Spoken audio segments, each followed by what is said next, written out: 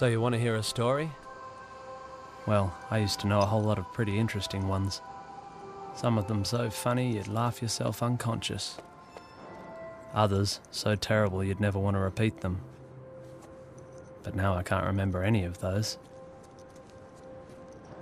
So maybe I'll just tell you about the time I found that lost thing. This all happened many summers ago, down at the beach. I was, as usual, working tirelessly on my bottle top collection. At least until I saw the thing.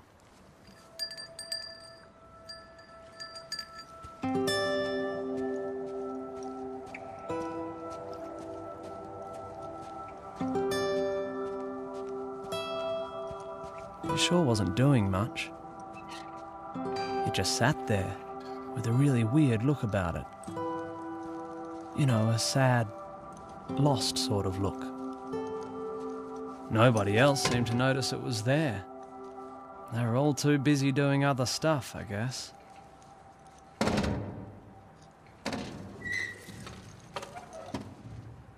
Hello?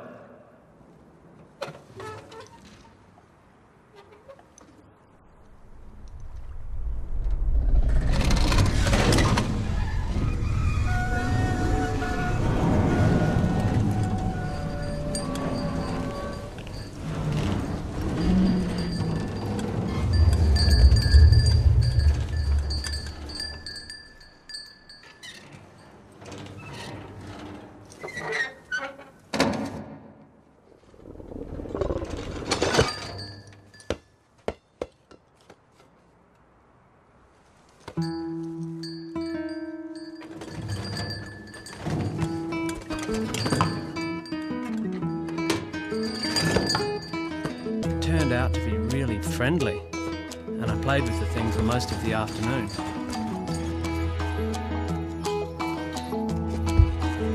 It was great fun, yet the whole time I couldn't help feeling that something wasn't quite right.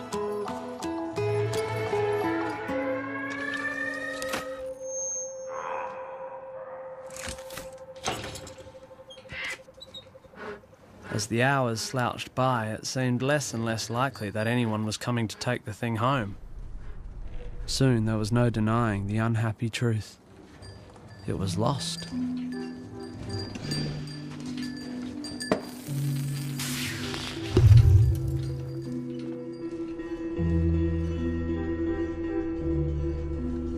I asked a few people if they knew anything about it.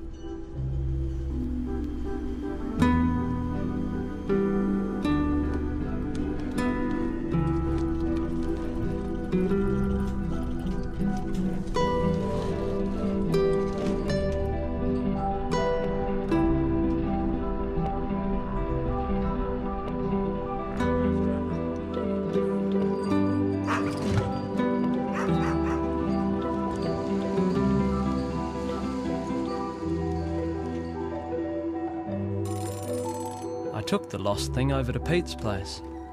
Pete has an opinion on just about everything. Cool, he said. Pete didn't know what the thing was exactly, but he said what he always does, that all physical manifestations could be identified empirically through careful observation, calibrated measurement and controlled experimentation.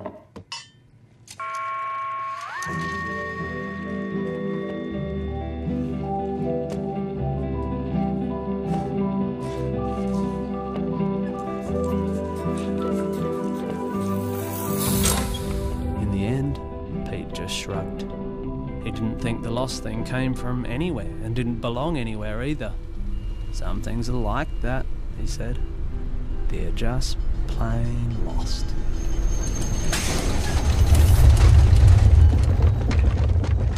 There was nothing left to do but take the thing home with me.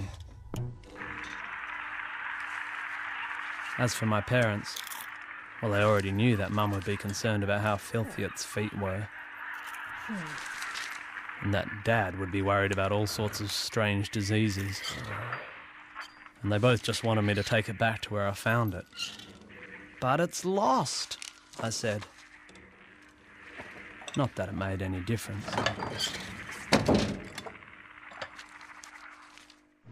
decided to hide the thing in our back shed, at least until I could figure out what to do next. I mean, I couldn't just leave it wandering the streets.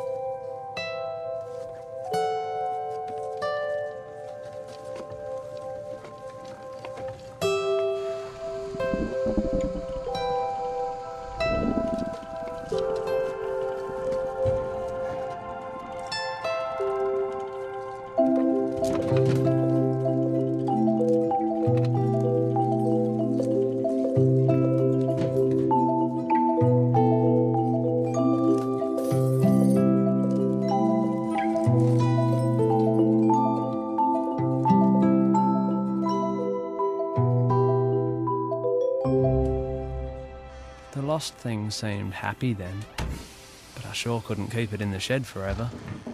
Mum or Dad would eventually notice it when they came out looking for a hammer or something. It was a real dilemma.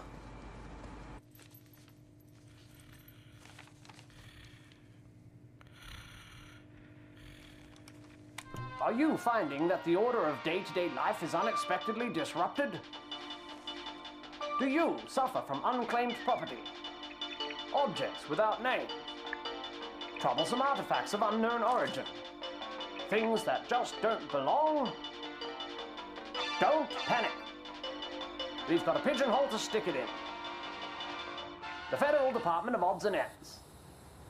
The next morning we caught a tram all the way into the city.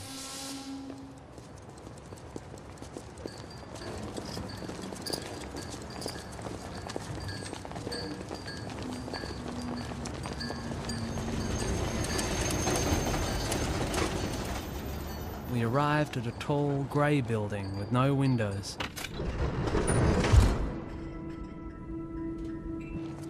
It smelt like disinfectant.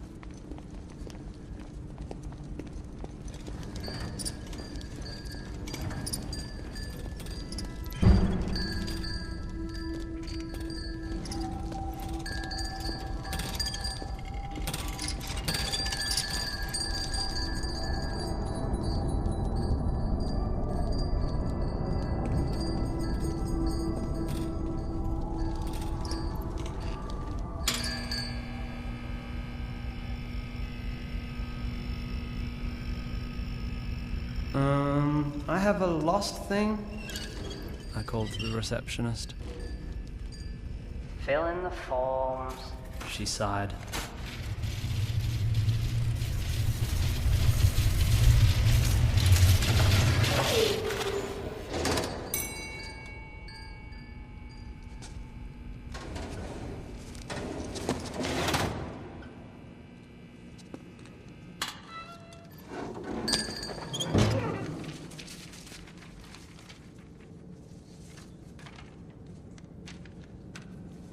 I was looking around for a desk when I suddenly felt something touch my elbow. And then there was a tiny voice. If you really care about that thing, you shouldn't leave it here. This is a place for forgetting, leaving behind. Here, take this. Cheers, I said.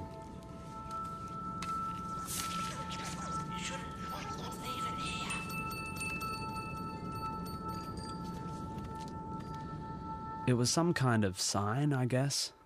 Not very important looking, but it did seem to point somewhere.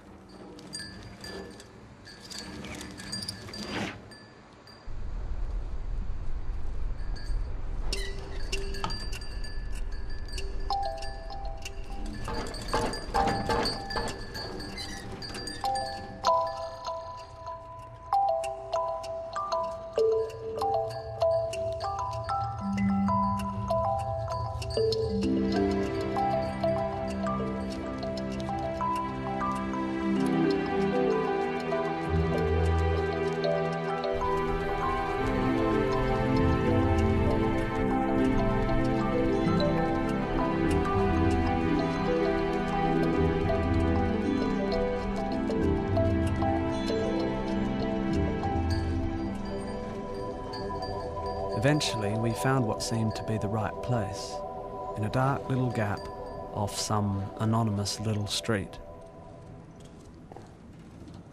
The kind of place you'd never know existed unless you were actually looking for it.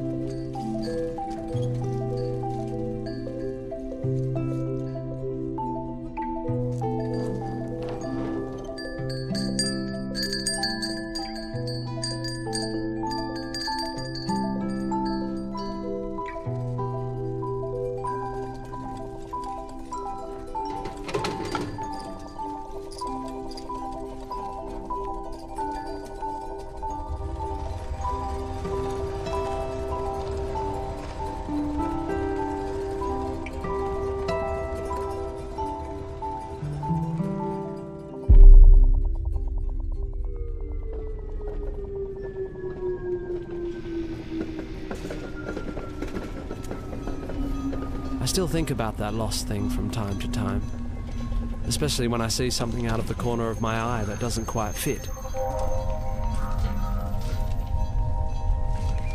You know, something with a weird, sad, lost sort of look. I see that kind of thing less and less these days. Maybe there aren't many lost things around anymore. Or maybe I've just stopped noticing them. Too busy doing other stuff, I guess.